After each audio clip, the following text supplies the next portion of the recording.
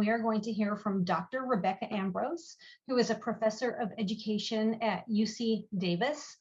She examines research mostly on how children solve math problems, but of course, she has a large interest as well in teacher supervision. She also works with, sorry, I was interrupted by a message that popped on my screen. She also works with teachers to apply the children's informal understandings about problem solving and their informal strategies.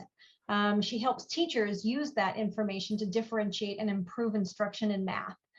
She also worked previously as a middle school math teacher for over 10 years. I'm very excited for today's session, and Dr. Ambrose is going to share with us findings from a number of studies that do have information, what scant information there is on teacher supervision practices.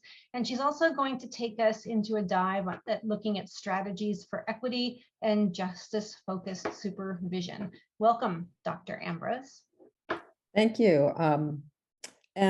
I just was in the room with my UC Davis colleagues and told them that I'm hoping that this session is interactive so that it's not considered a presentation.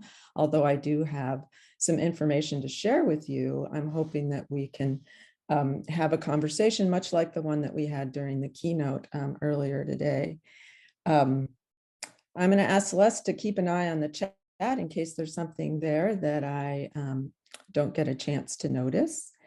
And feel free to put some thoughts in the chat if you feel led to do so, or to raise your hand and share it with us verbally.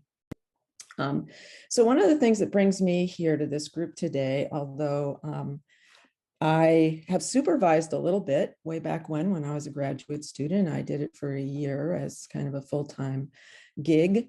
But more recently, I supervised one of our math candidates in her last quarter. But I got much more familiar with the work of supervisors as the director of our teacher education program for 3 years.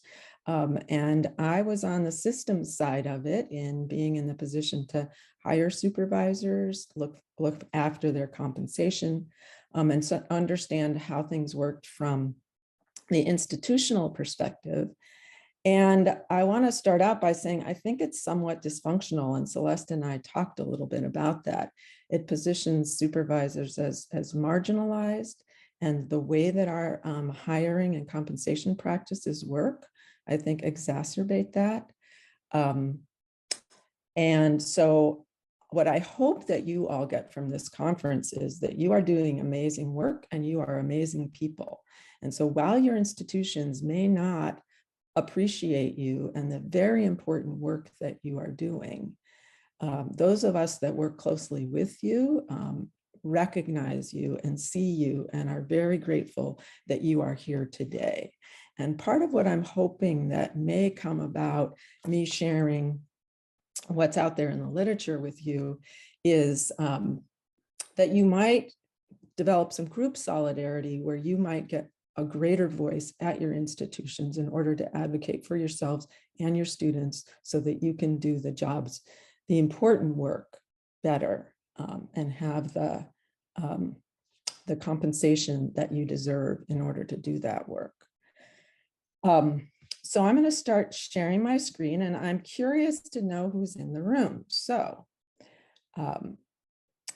you are going to be invited to contribute to this Jamboard. And I'm going to put the link in the chat for you to locate yourself. So you can see that there's a bunch of pins there, and you can move those pins to wherever it is you are. And I'm going to have to stop sharing for a minute so I can. I'm going to ask you a few questions about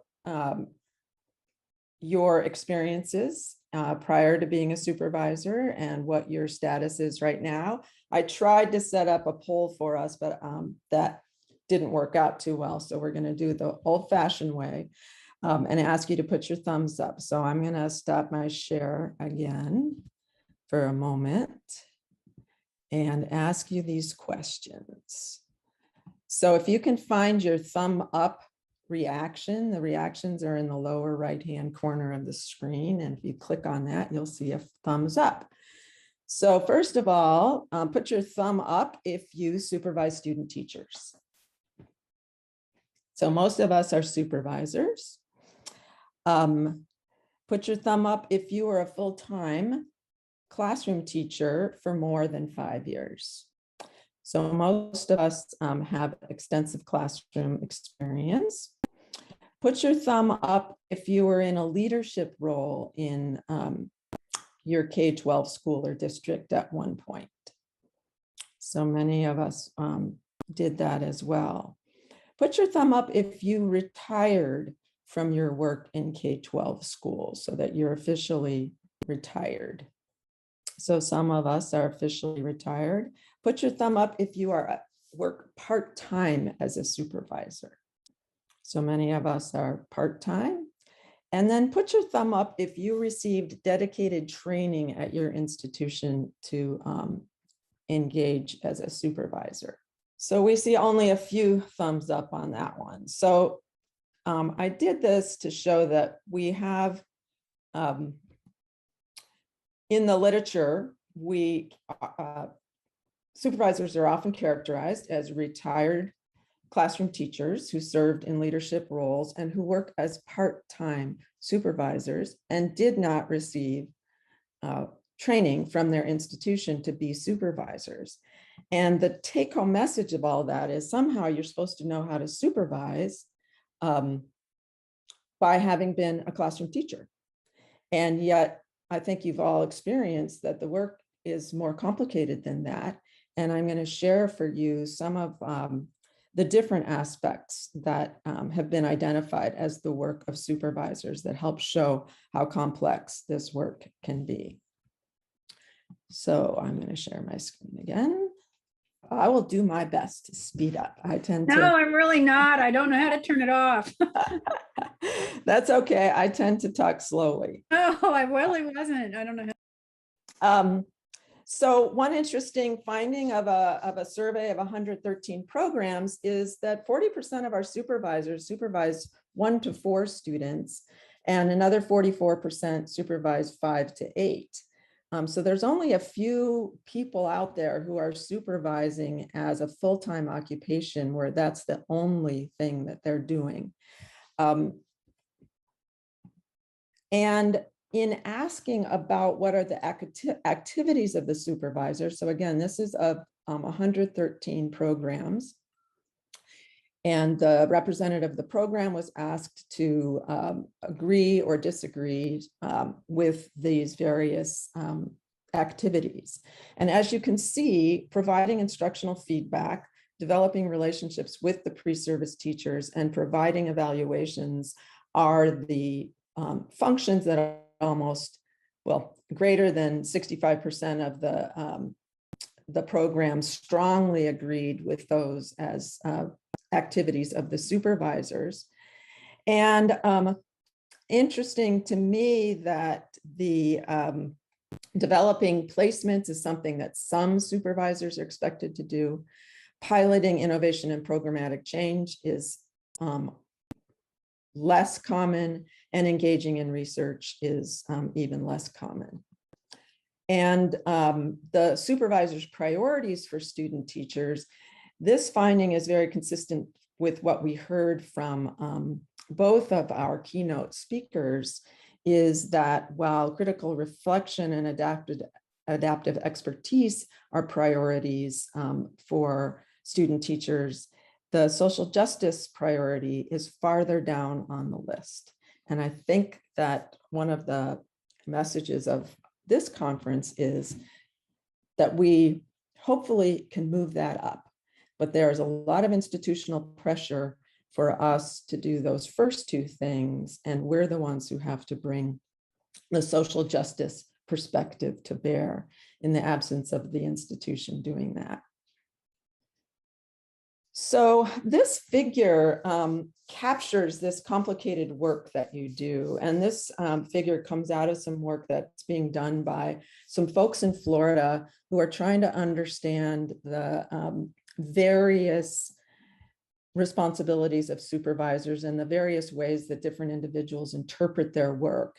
And this is a complicated figure, and I'm not going to go into the details of all of it, but it shows that you have to both develop this collaboration with the resident teacher, which is something that we heard Heather talking about just in the last session, if you were there, and that this collaboration and community requires the supervisor to be very aware of the power differentials that can be present when we're working with student teachers, which complicates this work immensely, I think. And the more obvious aspects of our work is the curricular instructional support that we provide to pre-service teachers.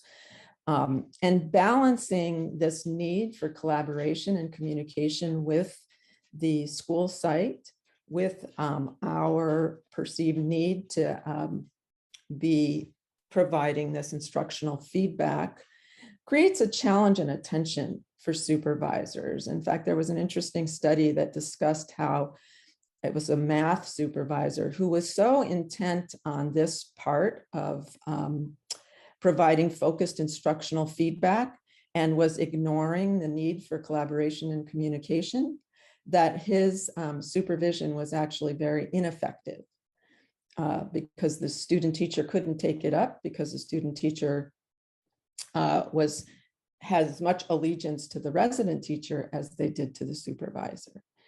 And I think that the session that Heather just did also highlighted that.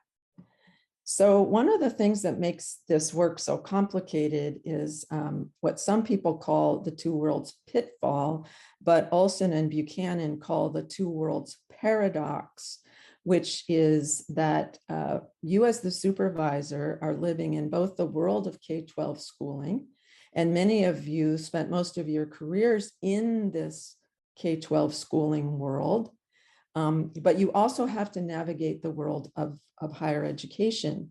And each of these worlds is complex in and of themselves. So the classroom teacher is sitting within a school in a district that's making demands on them, sitting within the state that's making demands on them. And then we have this sort of cultural expectation of what schools should be. And at the university, we have an equally complex system where the teacher ed program is often not the priority of the School of Education. And the School of Education is not always at the center of the universe of the university. And then there's these broader policies that are impacting all of us. So to navigate all of this and to be mindful of all of the standards and mandates that are coming your way as a supervisor, but also to the teacher and to the student teacher, creates this, I think, challenging space to be the authentic self that we were asked to be by the keynote speaker this morning. So in that study where that figure appeared, they talked to 16 teacher educators, 8 of whom were exclusively supervisors, and the other 8 were also faculty teaching classes. And they found that most of the teacher educators lacked formal preparation in their teacher education work. So they were never provided with professionally agreed upon sets of knowledge and approaches to help them accomplish this work. So the effect of that was that they were very susceptible to contextual influences of the workplaces. So they always had to kind of fall back on their sort of gut of what the workplace expected of them. So the teacher educators felt they lacked the authority, professional confidence, or institutional positioning to push back against those aspects of university context that they did not believe best served their students. Rebecca, can I interject for just a moment? I'm sorry to interrupt you. No, please do. One of the presenters is wondering if you would put it into present mode to make it a little bit larger, because what we see is the sidebar. Wonderful. Thank you. Sorry. I keep it that way because I need to navigate, but I'll deal. Thanks. So most supervisors reported not feeling sufficiently included in an intellectual or structural fold of their programs. For example, they wanted to have more information about what students were learning in their courses. And then there were placement challenges where the supervisor was hoping for a constructivist classroom and wished that the candidates were in schools serving low-income, high-priority communities. And yet often this was not the case in their participating schools. And then the last is not going to be news to you, but that the supervisors were working more hours than they were paid for was often a common finding there. And so this is a quote from this particular study. Supervisors suffer overwhelming workloads, feel marginalized by their institutions, lack ongoing training, and are often unclear as to what their role is. So I'm going to stop sharing for just a minute and see if folks have reactions to what I just shared. In my experience, I've been doing this for at least 15 years. I think your findings are probably spot on. I know that none of us get paid what all the time we put into. I think I worked it out. We get 3 cents an hour for all the hours we put in. But, and I happen to feel that my institution definitely supports us, maybe not monetarily as we wish, but it supports us with ongoing professional development. And I have always felt in the loop, not necessarily in the university loop, but in the loop of all the supervisors. And until COVID, we had the opportunity on many occasions to get together with all our fellow supervisors. Actually, I'm not a supervisor anymore. I do the same thing, but now I'm called a fieldwork instructor. So anyway, those are my comments. Thank you for your research. Thank you. I want to comment for UCI, and also wondering how many of us are also lecturers in their field. I am both a lecturer and a supervisor, and we do have the opportunity to meet together. COVID was a little different story, and learn from each other. So in a way, I feel privileged. I'm not feeling that I don't belong because of the 2 hats I wear. Mm-hmm. So let's have a thumbs up if you're also a lecturer. So a few of us are in those positions of being lecturer supervisors.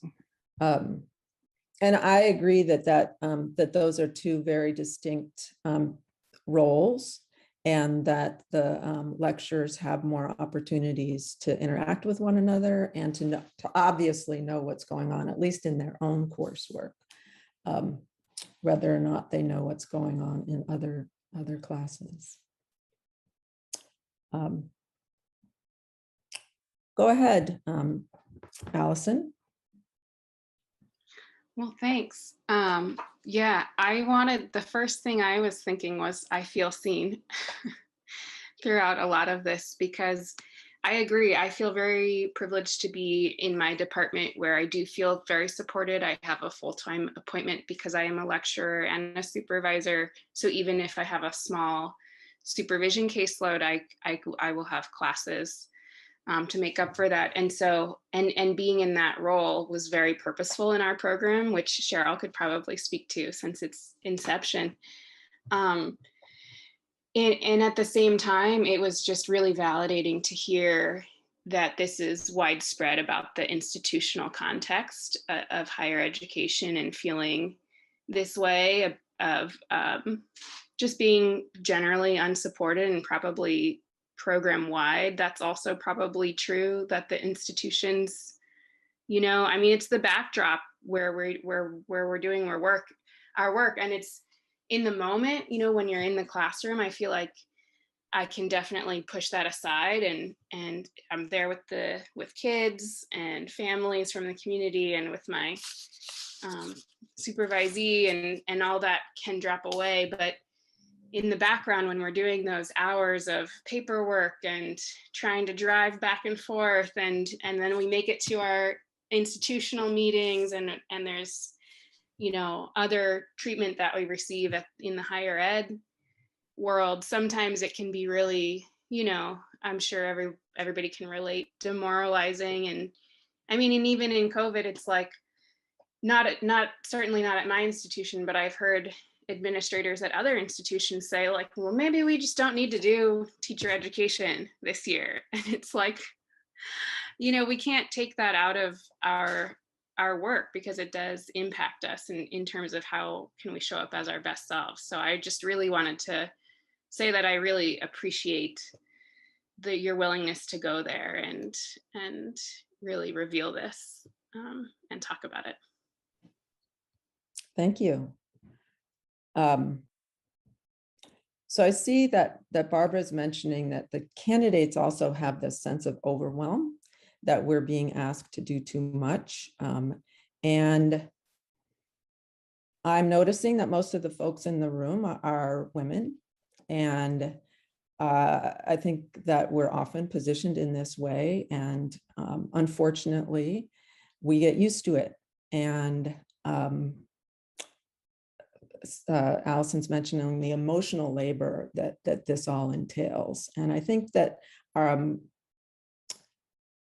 we need to empower one another, and hopefully that's going to be a message that comes through with some more of the data that I'm going to share with you.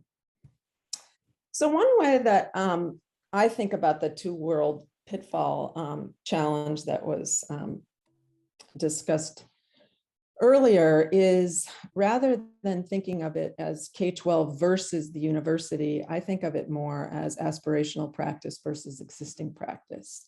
So we have these ideals in our mind of what we would like classrooms to look like, that we would like to see a classroom that's student-centered, inquiry-oriented, equity-minded, constructivist, supported by authentic assessment and ongoing practitioner reflection. So that's the ideal that I think many of us share.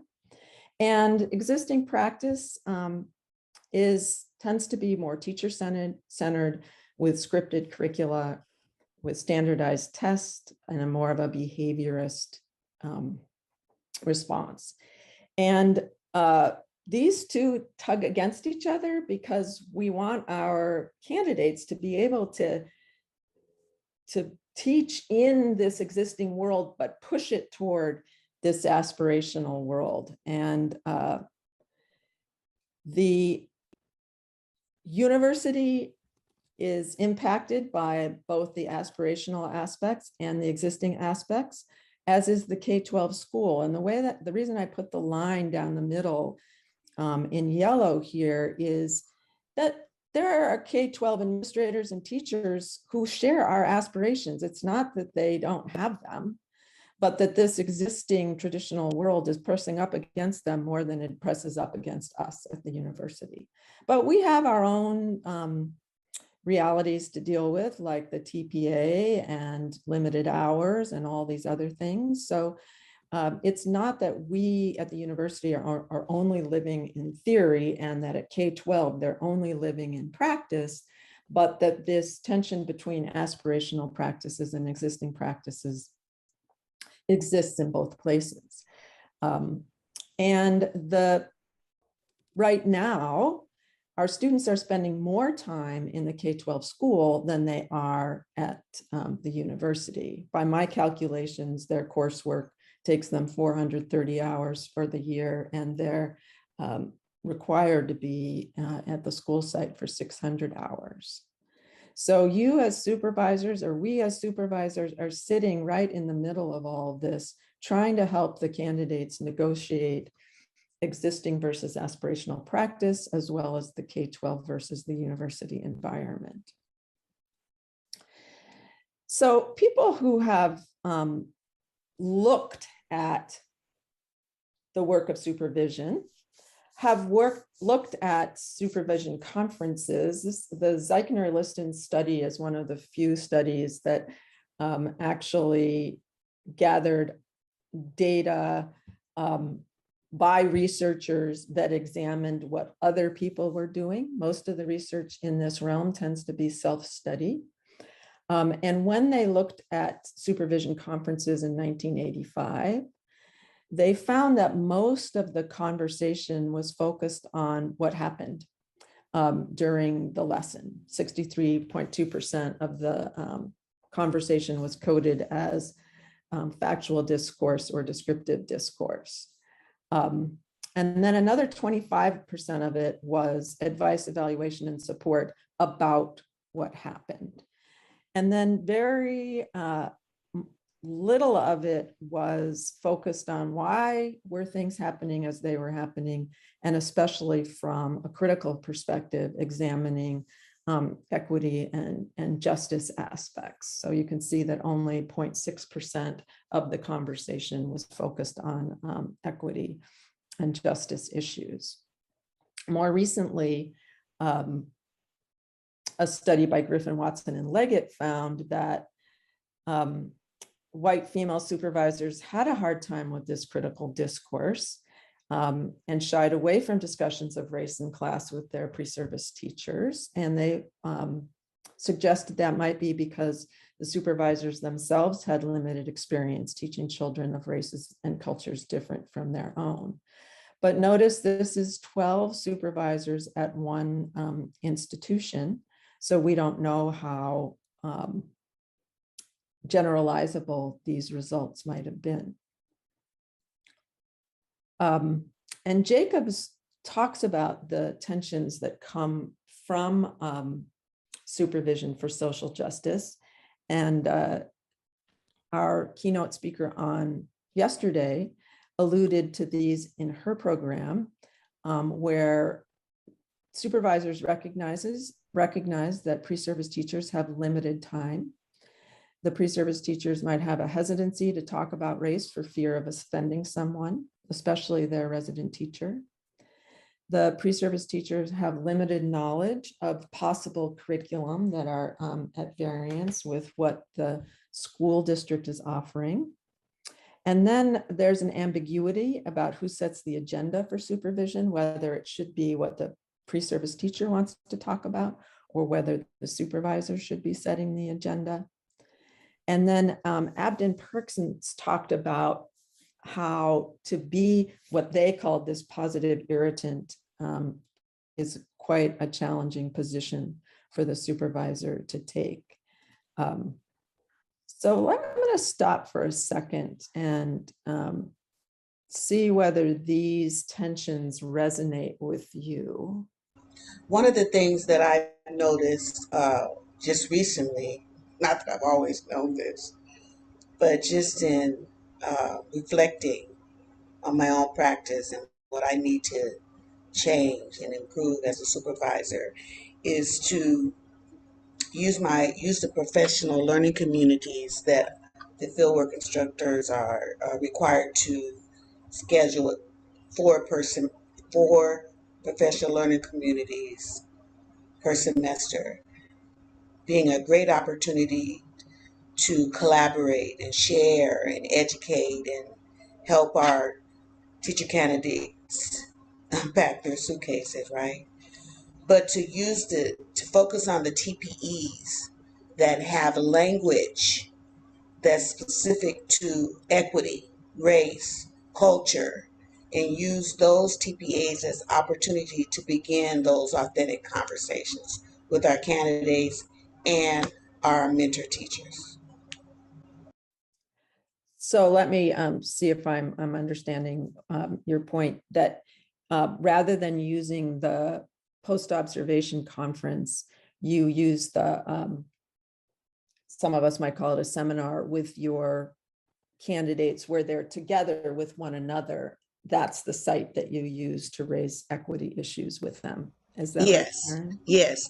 Those are the opportunities that I have to do that. And of course, I also embed, the requirements regarding a review of observations, the criteria for observations and teaching practices UDL and all of that. But it's a great opportunity during those PLC meetings to have those discussions about race, culture, inclusion, culture, and all of that.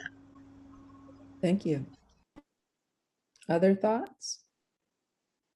Well, I've spoken before. I don't want to dominate, but I always begin my conversation with my candidates with how they're feeling, how they thought the lesson went, or if it is not about a lesson, how are they feeling about what's going on in their classroom. But I always have a hidden agenda, and my agenda always, I'm always working for developing collaboration among students.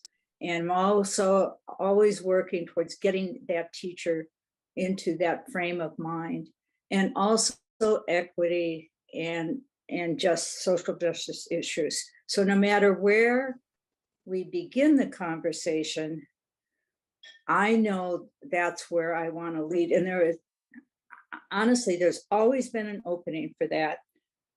So in answer to your question, who leads the conversation? I always let them lead the conversation.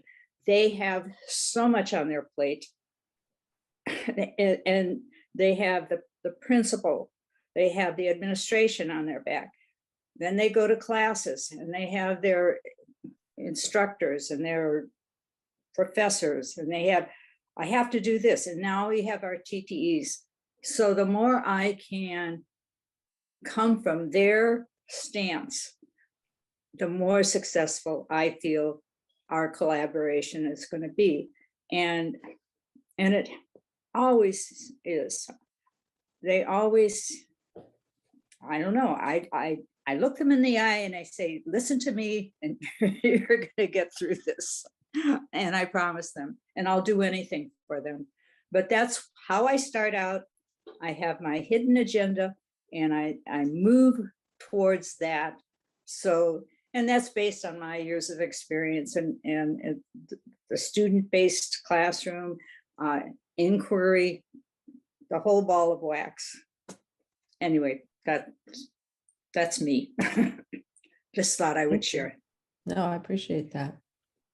I'll mute me now. Pamela, you have your hand up. Sure. Well, I'm really inspired by this conversation. And one of the things that our candidates do in our program is a debrief after their lesson. You probably all do that too. And I find that we make the questions up. And as I'm sitting here staring at our questions, we don't ask questions about social justice or equity in this form. And just by I'm working with a team right now to revise forms and thinking, if we just plant a question in a place that everyone has access to that question. So it's not about one supervisor having the idea. I like it. I think I really want to take it to our team and impose, or plant a question. Thank you. Darlene?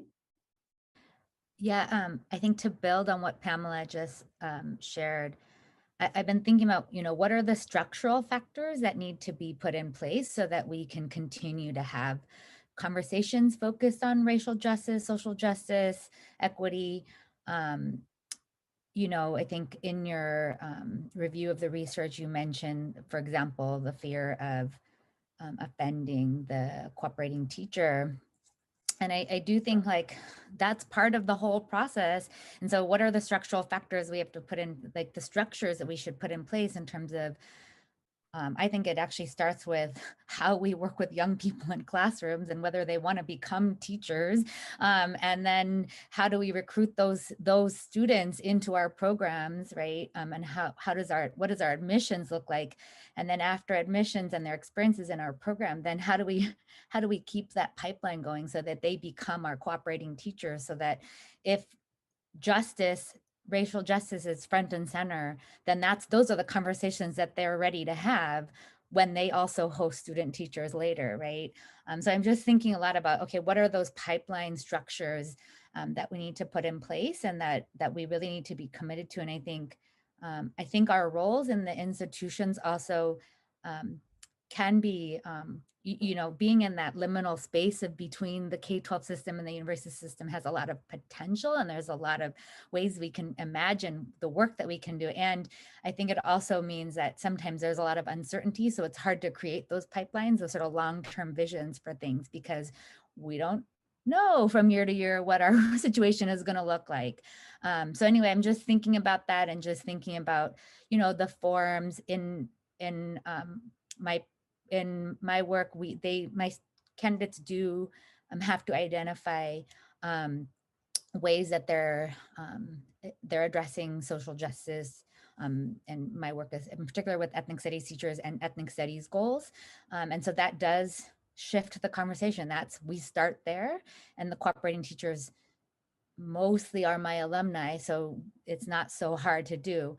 But that has been 13 years of work in this program to even be at the point where I'm at, which is not in terms of having alumni as guiding teachers. And that's still not satisfactory, because I want it to be, 100%. And it's definitely more like 60% or something. But anyway, all that to say, I think there have to be those structures, especially because if we leave our programs or we move to different roles, then those connections also go away, right? And so how do we make sure that those pipelines are in place so that people continue to be connected with the work and continue to feel inspired to do it, collectively? Thanks. Nicole responded that she appreciated your systems thinking about this. Robin?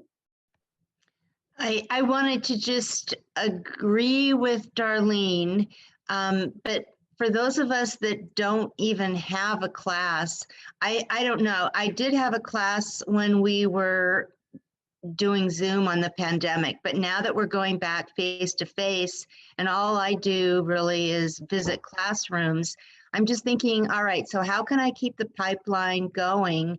And I think looking at TPE 2.2, it does have the words culturally responsive, reflect diversity and multiple perspectives. So I think it's going to be on my shoulders to simply say, at some point, I need to hit it with every student individually. All right, so, how are you dealing with race? Are you comfortable?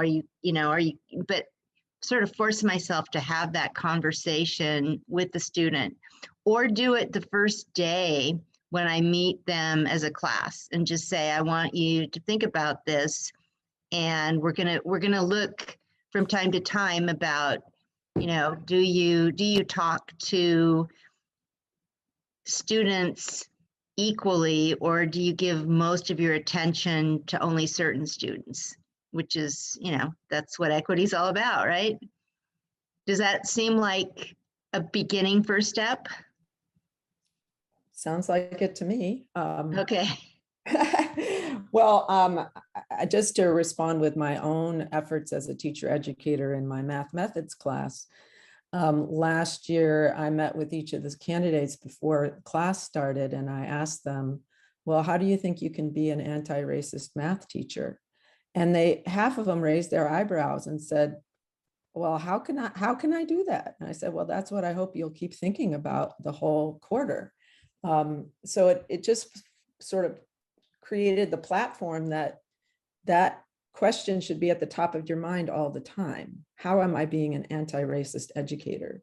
And if you can lay that groundwork with them from the get-go, then I think that gives you the opening to ask, how were you an anti-racist educator in this lesson that I just saw? And that gives you some insight, I think, also into how they're conceiving of themselves as an anti-racist educator, and whether we need to do more at the university to help them to broaden that conception potentially. Allison? Thanks. I love what you just said too. And I've been thinking a lot about this recently and trying to push my own practices and my own methods class, which I get to teach my incoming supervisees the English Language Arts Methods course. And so this year I've tried to make sure that every single day is embedded in anti-racist pedagogies and texts and readings. And, you know, it'll be interesting to see if there's a difference in what happens in the classroom setting once they have that complex, you know, system, and where in some of those fears that they regularly run into pop up. I think the climate these days for teachers is definitely more intimidating for some of them, but at the same time, it's all the more reason, right, why we need to make sure to support them and make sure that they keep doing this work.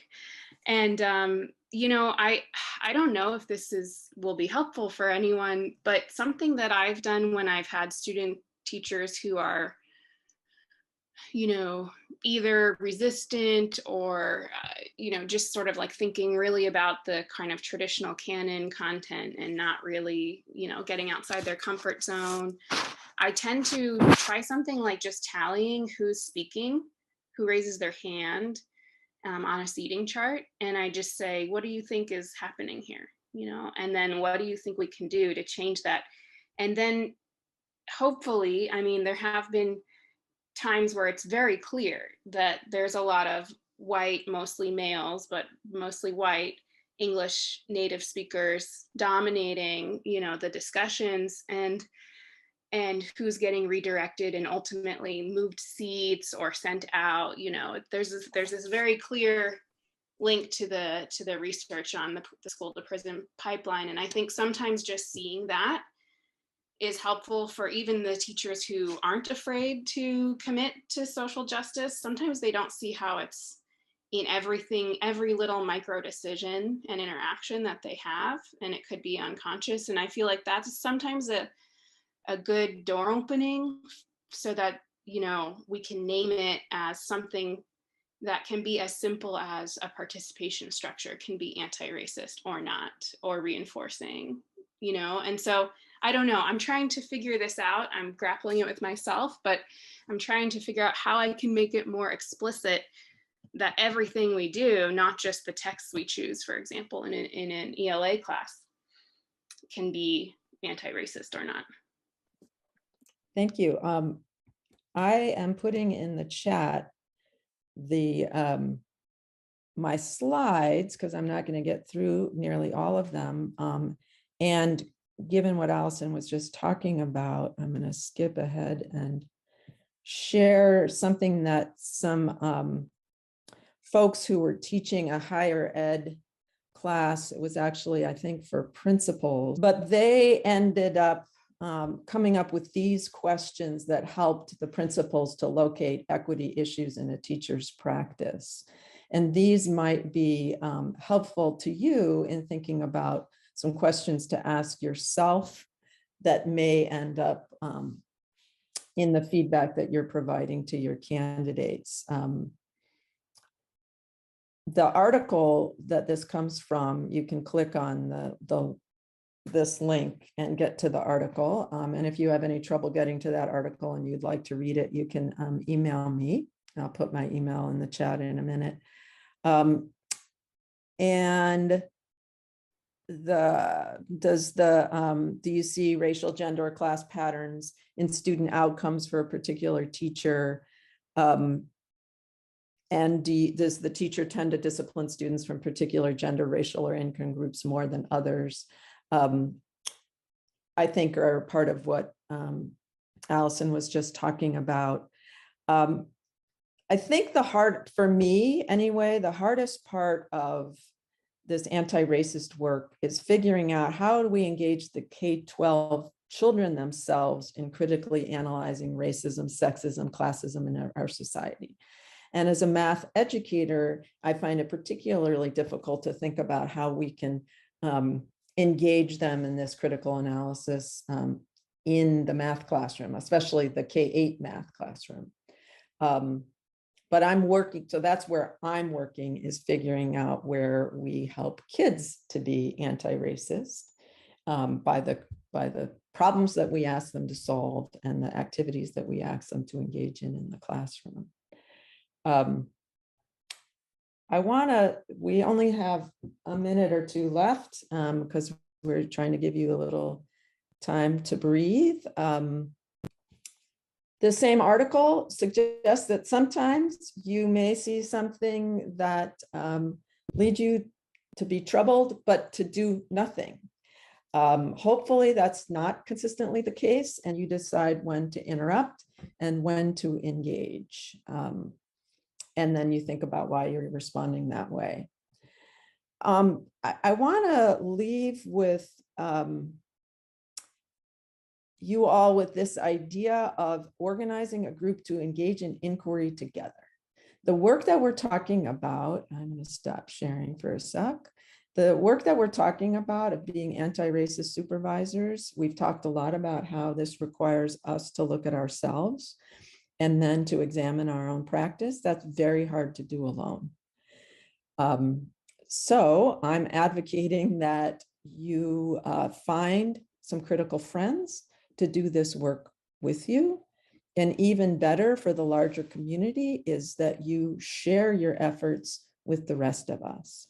This conference is a venue that we hope to be able to continue to offer you in years to come.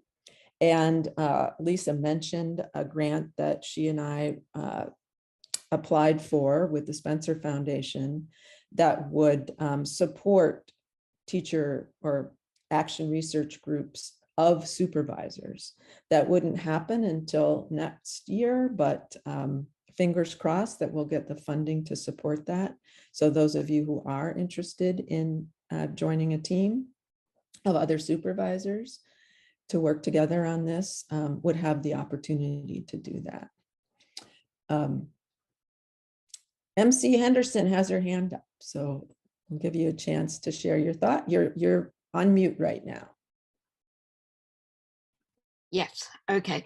I just wanted to, and Dr. Black picked up on it too, the ethnic makeup of the student teachers and their own background. I would like to, with my student teachers, maybe raise that question: how will it influence your teaching, or how it has already influenced your responses in various classes? Because we're talking about the students, okay, but we're not talking about the race of the student teachers. Most of them, yes, will be white predominantly, but for me, I had a lot of Latinx and a lot of Asian. So it was an interesting and different point of view. That's just what I wanted to add. Thank you. I was going to make a analysis of, we often hear that 80% of our candidates are white, although I think in California that's not quite the case. I know in our program it's not. But then overlap it with our supervisors' races to see how frequently we have cross-race relationships between the supervisor and the student teacher, because I think that that affords some interesting conversations that are different than the conversations that a white supervisor might have with a white candidate, or a supervisor of color would have with a white candidate. So that's a dynamic that I think is ripe for some documentation or some research. So I see many people are expressing an interest in joining teacher research groups that want to talk about this further. So that's really good news to us. And we will be reaching out if we do get that money.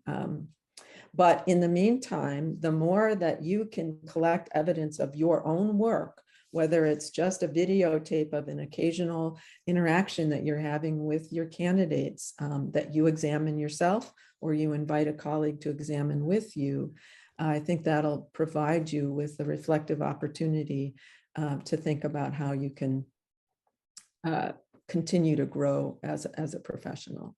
So thanks so much for joining us today. Dr. Ambrose, thank you so much for this powerful, powerful presentation full of information. I feel so enriched with the information that you shared and moved by the content. It feels that the content just really hit home for a lot of my personal experiences. So thank you so much. Can folks join me in thanking Dr. Ambrose for her presentation today? We so appreciate it.